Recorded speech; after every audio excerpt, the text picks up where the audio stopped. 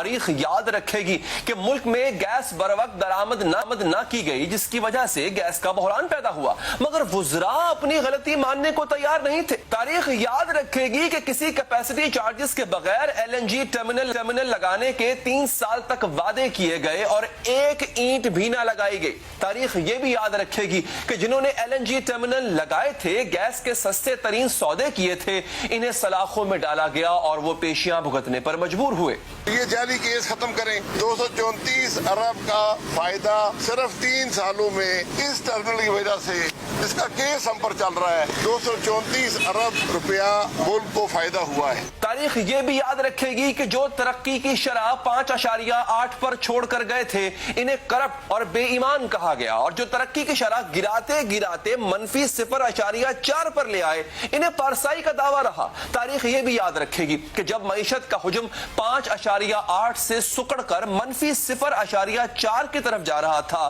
تو قوم کو بتایا جا رہا تھا کہ معیشت درست سمت میں ہے۔ تاریخ یاد رکھے گی کہ اپنے دور میں 55 روپے چینی بیچنے والوں کو کرپٹ کہا جا رہا تھا، اور نوٹس لینے اور رپورٹیں بنوانے، تحقیقات کرانے کے باوجود چینی کو 140 روپے پر پہنچانے والے ایماندار رہے۔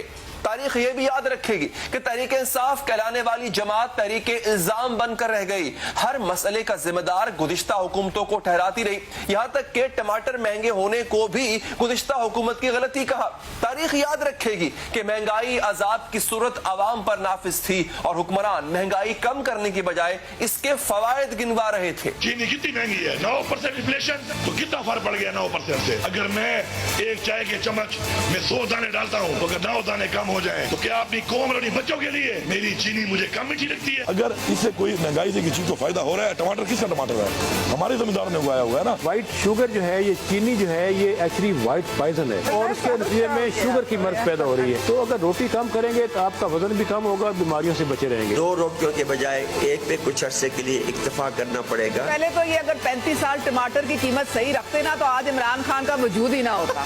تاریخ یہ بھی یاد رکھے گی کہ ایک ایسی حکومت تھی جس نے کراچی سے حیدرآباد موٹر وے بنائی، راولپنڈی اور ملتان میں میٹرو بسز بنوائیں، لاہور میں اورنج لائن ٹرین لے کر آئے، جس حکومت نے بجلی کے نیلم جہلم منصوبے پر کام کیا، تربیلا منصوبے پر کام کیا، پورٹ قاسم کول پروجیکٹ پر کام کیا، شمسی توانائی کے منصوبے لگائے، دیامیر بھاشا ڈیم کے لیے زمین خریدی، ملک سے بجلی کی لوڈ شیڈنگ کا خاتمہ کیا، 10,000 میگا واٹ بجلی بنائی، جس حکومت نے دہشت گردوں کے خلاف آپریشن کیے، ملک میں امن کی صورتحال بہتر کی۔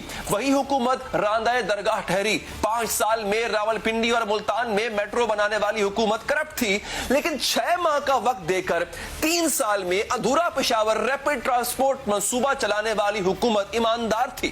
اس بات کے باوجود ایماندار تھی کہ پشاور بس منصوبے میں اربوں روپے کی بے ضابطگیوں کے الزام لگے۔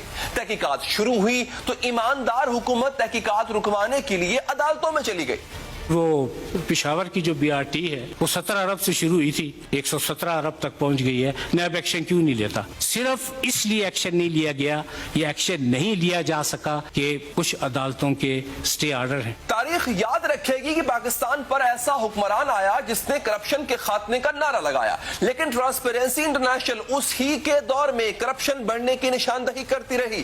تاریخ یاد رکھے گی کہ ایک جماعت نے میڈیا کے بل پر پذیرائی حاصل کی، اور اسی جماعت کے دور میں میڈیا نے برے وقت کا سامنا کیا، کئی صحافی بے روزگار ہوئے، کئی نامعلوم افراد کے ہاتھوں اٹھائے گئے، تشدد کا نشانہ بنائے گئے۔ تاریخ یاد رکھے گی کہ ملک کا ایسا وزیر خزانہ بھی آیا جو نغمے سن کر معیشت ٹھیک کرنا چاہتا تھا، ایک ایسا وزیر اعظم آیا تھا جو گاڑیاں، گائیں، بھینسیں اور مرغیاں بیچ کر معیشت چلانا چاہتا تھا۔ یہ آپ نے جو پاکستان کو بہتر کرنا نا، یہ ٹیکنیکلٹی سے نہیں ہونا۔ یہ میں آپ کو پتا ہے آج کل میں کیسے اپنے آپ کو سائیک اپ کرتا ہوں، میں میوزک جو ہے نا اس سے بڑی انسپریشن ڈرا کرتا ہوں۔ میں آج کل صبح سنتا ہوں میں بھی دیکھوں گا سٹرنگز والا، میں وہ سنتا ہوں، میں سنتا ہوں تو سلامت رہے وطن۔ ہم نے دیسی مرغیوں کی، ہم نے ان کو انڈے دیں گے، بچے دیں گے، ہم اپنی غریب طبقے میں وہاں خواتین کو ان کے لیے مثلا گائے، بھینسیں، ان کے لیے اس طرح کی چیزیں دیں گے۔ ان کو خواتین کے لیے ہم نے فیصلہ کیا کہ ہم ان کو 1 گائے، 1 بھینس، 3 بکریاں دیں گے تاکہ ان سے وہ اپنا گھر چلا سکے۔ تاریخ یاد رکھے گی کہ 12 کروڑ کی آبادی والے صوبے کا حکمران ایک ایسا شخص بنایا گیا تھا جو ابھی سیکھ رہا تھا۔ تاریخ یاد